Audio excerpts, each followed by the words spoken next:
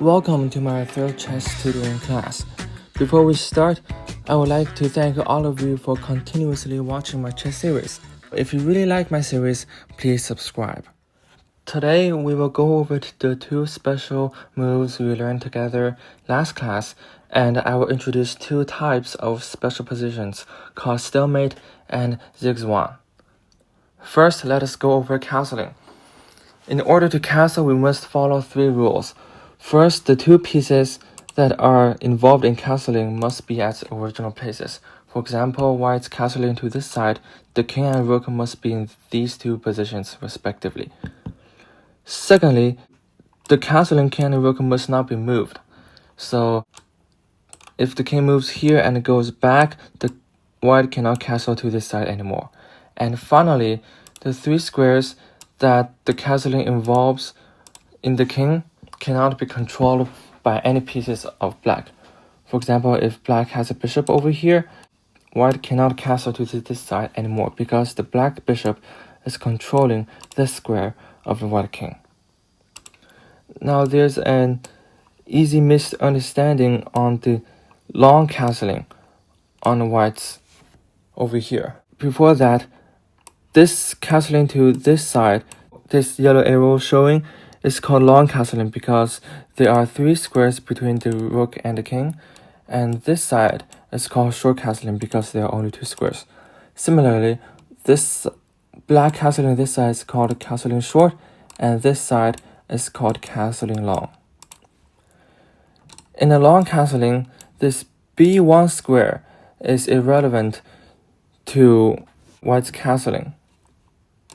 For example, if black is controlling this square, white can still castle to this side nevertheless. Okay, this is castling. And next, we have the en passant, which is the move between the two pawns. When white chooses to advance its pawns two squares at a time, black can choose to capture white's pawns immediately like this. So white moves here, and black captures the white pawn like this. Similarly, for white, when black moves two squares immediately, white can capture its pawn like this. This is en passant. Now I will introduce two more specific positions called the stalemate. One of the stalemate positions is like this. The three rules of the stalemates are: first, it is the stalemated side to move. In this position, white stalemates black, so it is black who is stalemated. And if it's black's to move, the second rule is that black cannot move any of its pieces. In this position, black only has the king, and we find that the king cannot move to any of the squares because white's queen controls to all of them. And the last rule of stalemate is that the black king is not under attack. We see that there are no pieces attacking the black king. So in these type of positions, black is stalemated, and stalemate is considered a draw. Another position can be like this. Let's go over the three rules. First, it is black's turn to move.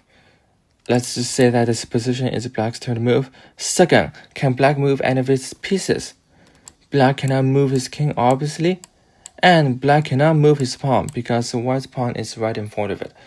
And the third rule, the black king is not under check or under attack, so this position is also considered a stalemate.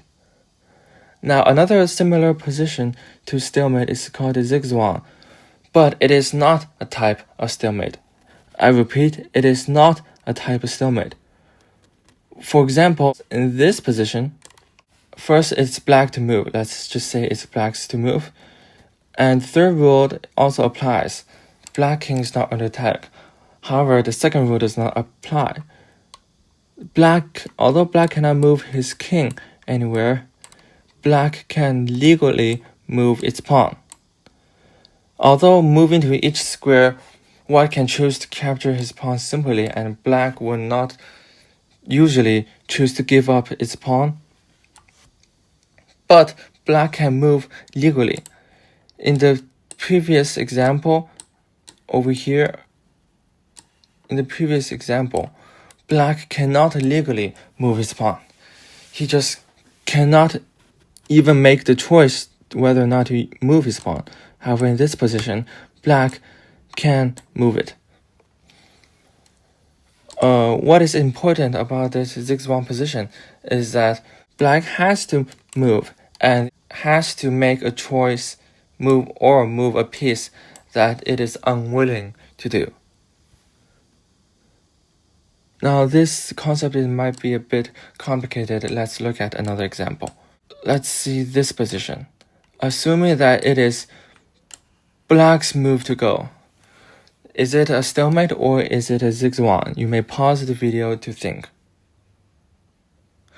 Okay, the answer to this question is it is a stalemate.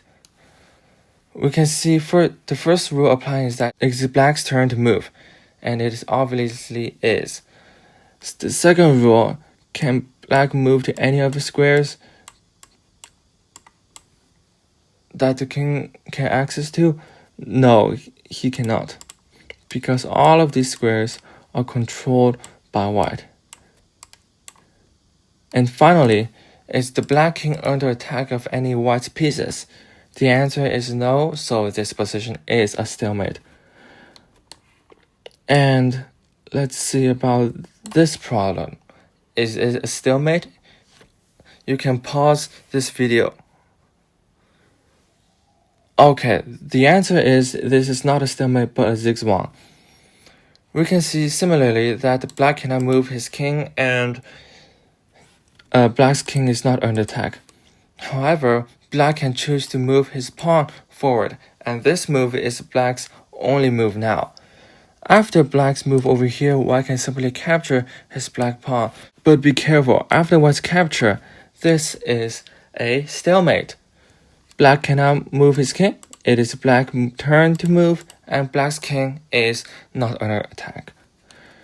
So if you want to win the game, what should you move? So you can simply just advance your pawn. Black is now forced to advance his pawn because the black king cannot move, and the white keep on advancing its pawn. And finally, we see that white is one move quicker than black from promoting. And after white promotes his queen, this is a checkmate. We see that the white is attacking black's king, and the black king has nowhere to escape and nowhere to prevent from the next move of white capturing the black king. So let's go back to the original position. This position is a zigzag. Thank you all for participating in this third class.